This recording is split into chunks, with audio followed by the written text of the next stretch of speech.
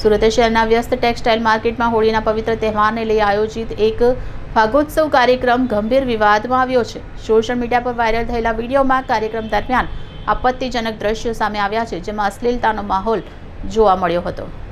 પ્રાપ્ત વિગત મુજબ ટેક્સટાઇલ માર્કેટ સાથે સંકળાયેલ કેટલાક વેપારીઓના એક જૂથ દ્વારા આ ઉત્સવનું આયોજન કરવામાં આવ્યું હતું। આ કાર્યક્રમમાં ખાસ કરીને બહારથી યુવતીઓને બોલાવવામાં આવી હતી।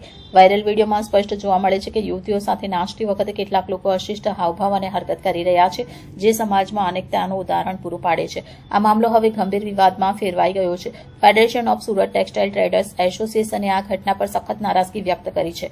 ફોસ્ટાના પ્રમુખે આ ઘટનાને નિંદનીય ગણાવી અને કહ્યું કે તહેવારના નામ પર આવી હરકતો સમાજ માટે કલંકરૂપ છે। તેમણે ટેક્સટાઇલ માર્કેટના વેપારીઓની છબીને આવી ઘટનાઓથી ઠેસ પહોંચાડી હોવાની ચિંતા વ્યક્ત કરી છે। સોશિયલ મીડિયા પર વિડીયો વાયરલ થતાં જ વિવિધ વર્ગ તરફથી આયોજકો સામે કાર્યવાહીની માંગ ઉઠી રહી છે।